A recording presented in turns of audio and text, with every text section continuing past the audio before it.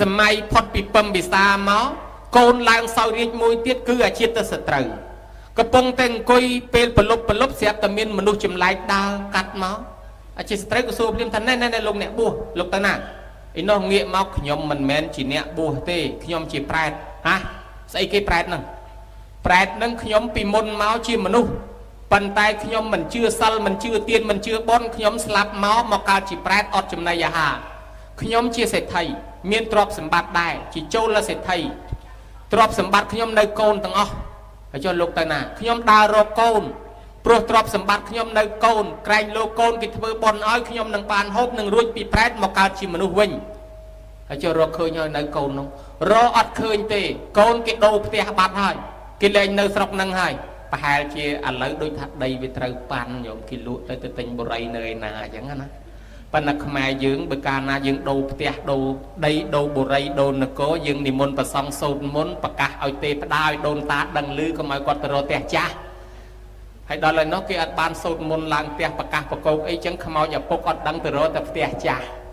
ហើយចឹងហើយយើងបើសូត្រមន្តបើថាឡើងផ្ទះថ្មីសូត្រមន្តប្រាប់ដូនតាផងកុំឲ្យទៅរកផ្ទះចាស់ប្រយ័ត្នឆ្កែគេដេញខំព្រោះកូនគេដូរផ្ទះប្រែតនឹងថាកូនគេលែងនៅស្រុកនឹងហើយឥឡូវហ្នឹងឮតំណែងថាគេទៅនៅស្រុកអន្តកវិន្ទនគរហើយជាទៅត្រូវសួរទៀតថាចុះលោកគិតថាម៉េចខ្ញុំទៅតាមរកកូនឲ្យតលឃើញពីព្រោះអត់មានអ្វីជាទីសង្ឃឹមទេទ្រព្យសម្បត្តិខ្ញុំនៅលើដៃកូនទាំងអស់បើខ្ញុំមិនទៅមិនដឹងថាណាជួយខ្ញុំទេលោកទៅចុះប៉ុន្តែរកកូនឃើញក៏ដោយមិនឃើញក៏ដោយលោកត្រូវតែត្រឡប់មកវិញមកបង្ហាញខ្លួនឲ្យខ្ញុំឃើញម្ដងទៀតព្រោះខ្ញុំមានសំណួរច្រើនចង់សួរបាត់សមោលឆឹងទៅវិញទៅបង្ហាញមកផ្លែតអញ្ចឹងធ្វើដំណើរលិចវាលចូលព្រៃលិចព្រៃចូលវាលដើរទៅរកមិនឃើញកូនសោះបែកកំណត់អញដើររកតាមវត្តដើររកតាមវត្តទៅវត្តនេះមិនឃើញទៅវត្តនោះមិនឃើញបែកកំណត់អញដើររកតាមរោងប៉ុនឃើញលោកកូនអញធ្វើប៉ុនឲ្យដើររកតាមរោងប៉ុនជាច្រើនខែស្រាប់តែប្រទេសរោងប៉ុនមួយមានមនុស្សច្រើនភ្ញៀវរាប់ពាន់នាក់កលេចមើលមែនតែនយីកូនខ្ញុំតើកូនខ្ញុំបានផ្ទះធំណាស់ហើយធ្វើប៉ុនធំណាស់អូយអស់ចាររកអស់ប្រទេសឈើងាប់រយូរហើយឥឡូវមកជួបកូនចំថ្ងៃកូនធ្វើប៉ុនអានេះមិនមែនឈើងាប់ទេរកអស់ប្រទេសជាហ្គានហ្គាសហ្មងផ្ទះជាក្រានអគិសនីទៀតនោះដល់ទៅវាខ្លាំងពេកព្រមទាំងញាតិកាប្រែតដតីមករកកូនមកឃើញអញ្ចឹងណាស់បានរកកូនឃើញហើយចំថ្ងៃកូនធ្វើប៉ុនស្រាប់តែភ្ញៀវក៏ក្រឹកក្រែងចប់ប៉ុនកម្មវិធីអស់ទៅប្រែតអង្គុយយំមកដែលគេទៅផ្ទះអស់ស្ងាត់ឈឹងប្រែតអង្គុយយំមកដែលអាម៉េចបានជាយំ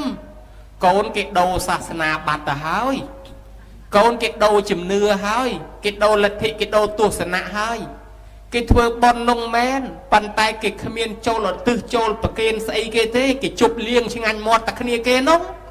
ជប់លៀងគេទៅផ្ទះអស់ទៅខ្មោចឪពុកយំដដែលមកវិញពោះទៅទេដើររៀបរាប់អញឲ្យអញរកទ្រព្យសម្បត្តិតាំងពីសក់ខ្មៅរហូតសក់សរិះធម្មមិនហ៊ានចាយវាយទុកឲ្យវាឥ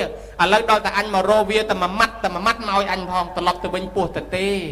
ចឹងបាននឹកឃើញសំណោះខែភ្ជុំញោមដែលឮគេសូត្រលបាកប្រែតដែរលោកតាពេជ្រសុខាគាត់សូត្រថា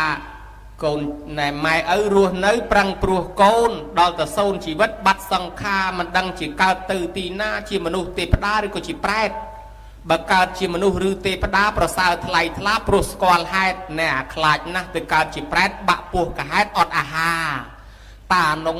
គាត់ខំប្រឹងរស៊ីលីរែកទូលសែងអត់ហ៊ានចាយអត់ហ៊ានធ្វើបន់ដើម្បីកូនស្រាប់តែគាត់ស្លាប់ទៅកើតជាប្រែតអត់ចំណីអាហារគាត់មករកកូនហើយដល់ទៅរកពីវត្តមួយទៅវត្តមួយយំបោកខ្លួនរមិនឃើញសោះញោមហើយបានឃ្លាកដាលគាត់សូត្រថា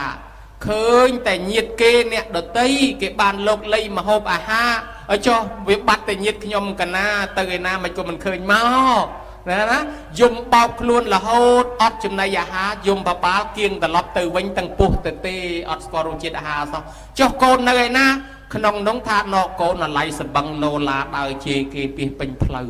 ខ្មោចឪយំបោកខ្លួននៅឯវត្តប៉ុន្តែកូននៅសបឹងឡូឡាដើរជេរគេពីពេញផ្លូវណោះអត់ខ្វល់បាំងស្កូនជូនម៉ែជូនឪអីទេម្លោះហើយយំបបាលគៀងឪយកទៅវិញទៅទាំងពោះទៅទេហ្នឹងរឿងតាពេជ្រសុខាគាត់ស្មូតលបើកប្រែតខែភ្ជុំបិណ្ឌណាហើយវាដូចក្នុងរឿងអស់ហ្នឹងអាចប្រែតនេះដើរមកនឹកអាជាតិសត្រូវផ្ដាំថា